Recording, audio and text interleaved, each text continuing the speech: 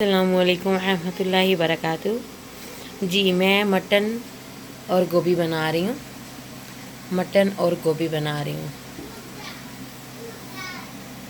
मैंने एक पाव मटन लिया, उसको मैंने प्रेशर कुकर में गला लिया है, देखिए गला हुआ है।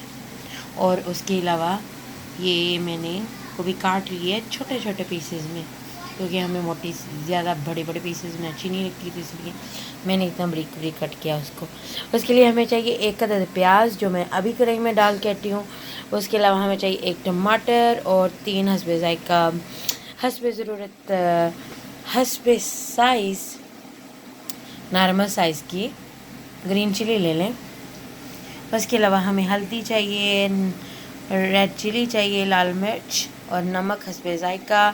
और ये क्रश किए हुए मसाले, ये भी आप भी देख लें।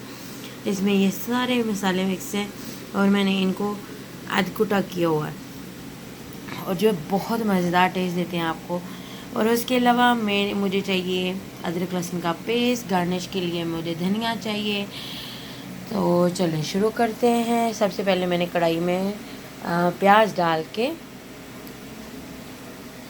भुनना शुरू कर दिया है।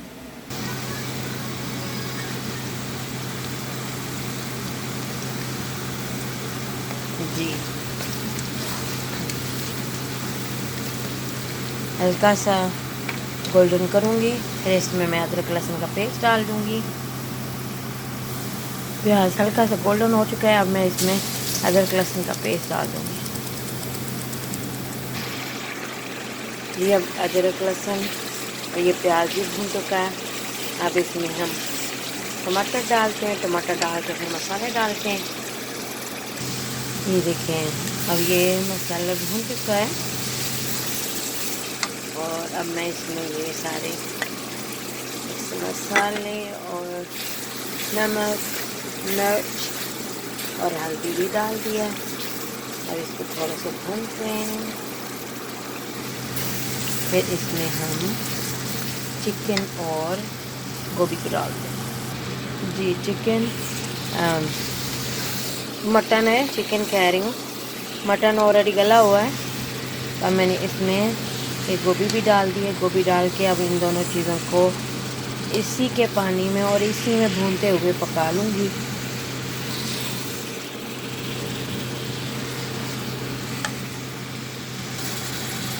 जी ये भून रहा है।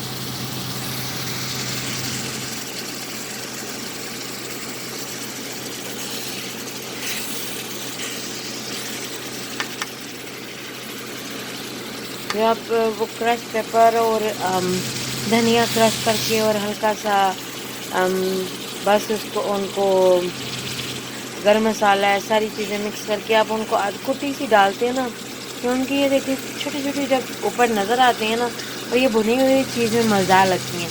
अगर आप इसको छोरबे वाला बना रहे हो ना, आप इसको सरगला बना रहे हो, आप इसकी थोड़ी सी जखनी रख रहे हो, तो आपको ये मसाले नहीं डालने।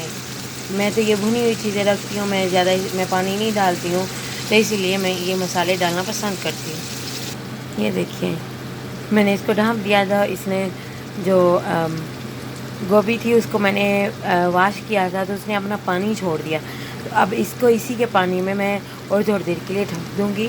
तो जैसे मैं इसको ढकना देती हूँ तो ये और पक जाएगा।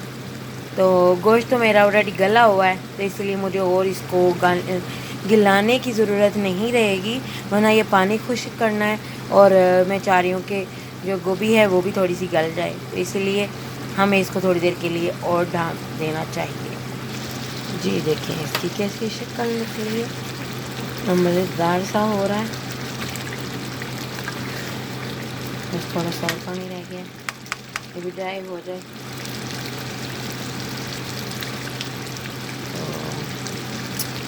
हमारी मटन गोभी रेडी होगी।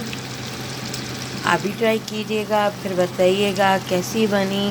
इंशाल्लाह उम्मीद है कि बहुत मज़ेदार लगेगी, और ट्राई कीजिएगा। अगर लाइक करें तो प्लीज़ मेरे चैनल को सब्सक्राइब करना मत भूलिएगा, ताकि हर आने वाली वीडियो आप तक पहुंचती रहे। दुआ में याद रखिएगा। अगर नहीं भी आपको मेरी रेसिपी पसंद आए तो प्लीज़ बुरे लफ्ज़ों में मत जवाब दीजिएगा। Thank you, keep watching. जो मैंने सब्ज़ मिर्च काट के रखी हुई थी, अब मैंने वो भी डाल दी है ताकि वो भी थोड़ी सी इसमें रच बच जाए। जैसे रच बस जाएगी तो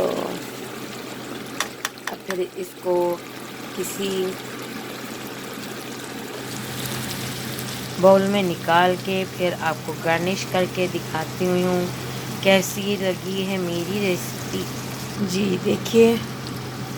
देखिए ये शलजम मटन, ओ माय गॉड, गोभी और मटन रेडी है। उम्मीद है कि आपको पसंद आएगा। और मैंने अभी धनिया भी डाल दिया है इस पर और गार्निश भी कर दिया है। तो देखिए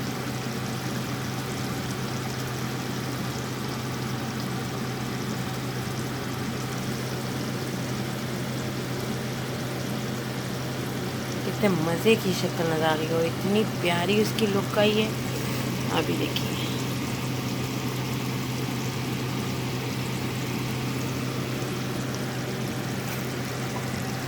देखिए